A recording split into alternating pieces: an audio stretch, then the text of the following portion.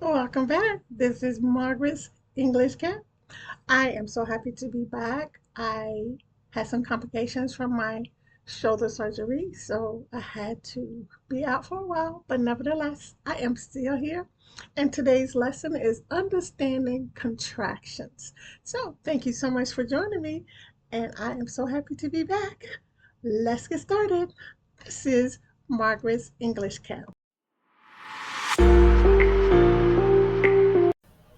Welcome back. Welcome back to Margaret's English Camp. We're striving to change lives around the globe, helping ESL and ELA students learn, improve, and become fluent in English. Today's lesson, we're going to be learning about contractions, understanding contractions. What is a contraction? A contraction is a shortened form of a word or a combination of words where some letters are omitted and replaced with an apostrophe. An apostrophe is the little dingling that you place at the top. It's not the comma. Some people get those two confused, but it's the little symbol that you place at the top of a word when a letter is missing. So today we're going to undo contractions. We're going to learn about the contraction and how to undo them, writing the two words that make up the contraction. So we're going to write the two words that make up the contraction and understand where to put the apostrophe in each word, because if you put the apostrophe in the wrong place, it's not going to be correct. Our first contraction isn't. The apostrophe goes between the N and the T. The apostrophe is where the missing letter is. So that would be NOT for not, but we take out the O and put the apostrophe. So isn't is the two words are is plus not. Is not, meaning the contraction is isn't. Our next word contraction is aren't. Again, the apostrophe goes between the N and the T because the O is missing. Aren't, the two words that make up aren't are plus not. Are not or aren't. Our next contraction is can't. Again, the apostrophe goes between the N and the T because the O is missing. And the two words that make up can't is can plus not. Cannot or can't.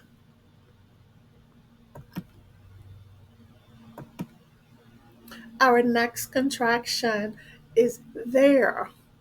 The apostrophe goes between the Y and the R because the A is missing. So that's why the apostrophe is there. The two words that make up there are they plus are. They are or there.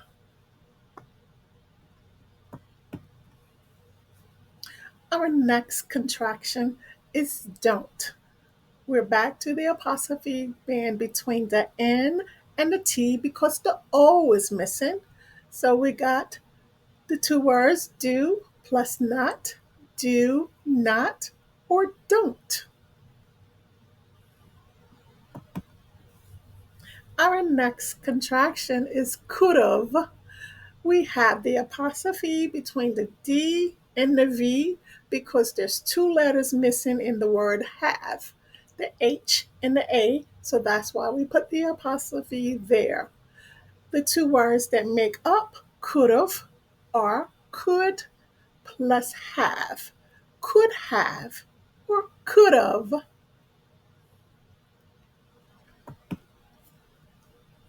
Our next contraction, is didn't. We have the N and the T, and the apostrophe goes in the middle, of course, where the O is for not. The two words that make up didn't is did plus not. Did not or didn't.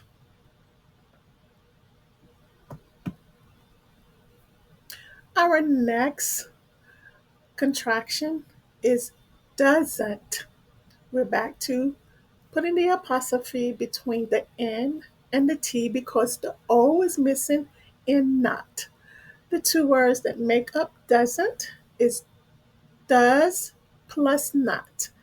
Does not. Doesn't.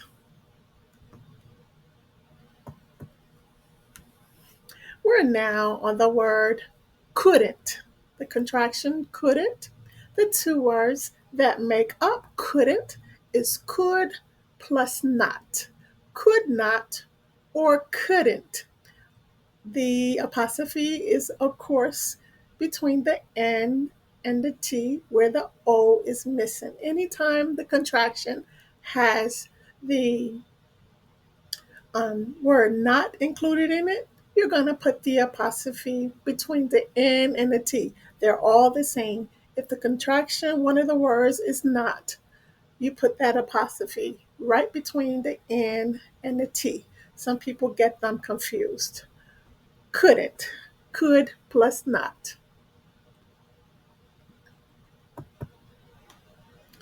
Our next contraction is hasn't.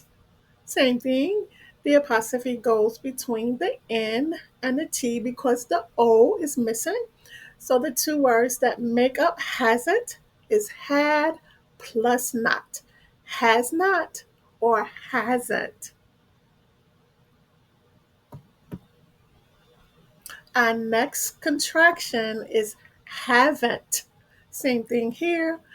The apostrophe goes between the N and the T because the O again is missing in the word not. The two words that make up haven't is have plus not. Have not, haven't.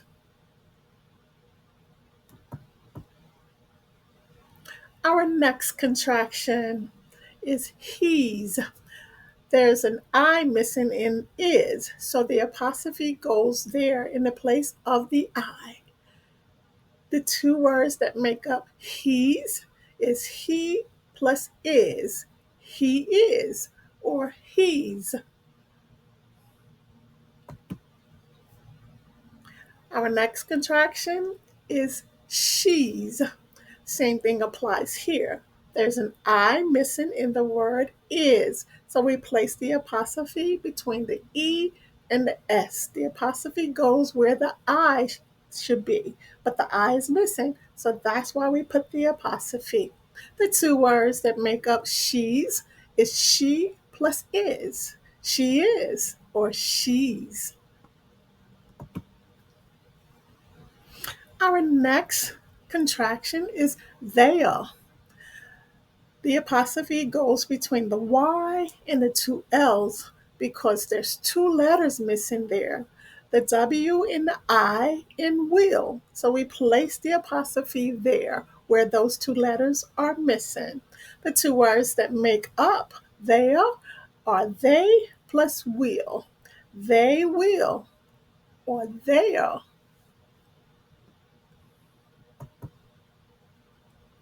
Our next contraction is I'm. The apostrophe goes between the I and the M because there's a letter missing in the second word, which is am. So we put the apostrophe there in the place of the I, in the place of the A. I plus am, I'm or I am.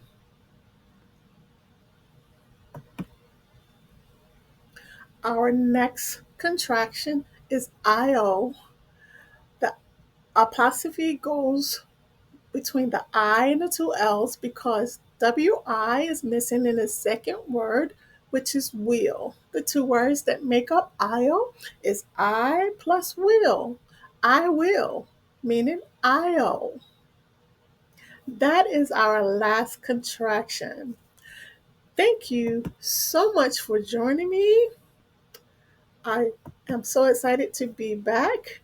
If you have any questions for me about these contractions or any lesson on my channel, please leave me your questions in the comments section. About the teacher, if this is your first time being here and you don't know who I am, my name is Margaret B. Lovick, and I have a master's in education, a business and business administration, and an associate's in business administration. You can contact me via email at margaretsenglishcamp@gmail.com or Skype if you would like a one-on-one lesson with me. I have 120 hours TEFL certification and also 8 years, almost 9 years now, teaching experience. I'm going to try my best to get back to weekly videos as soon as I can. I'm still recovering from shoulder surgery and having some complications, but I am going to work hard to get back to posting videos weekly or at least every 2 weeks until I'm fully recovered. My lessons that I offer here on this channel are conversational practice for beginners to advanced, reading, phonics lessons, pronunciation lessons, grammar, vocabulary lessons, and business English lessons. Please follow me on Facebook at margaret.lovick, on Instagram at ESLTeacher64, or on Twitter at mlovick2664. If you've enjoyed this content and you enjoy my lessons on my channel, please give me a thumbs up, leave me a message, and let me know what you think or what lessons that will help you, and I will create a lesson thinking of you. And please, if you don't mind, subscribe to my channel and don't forget to click that notification bell so that you will know every time I post a new video. This concludes my lesson today, understanding contractions. So I will see you next time. Bye bye.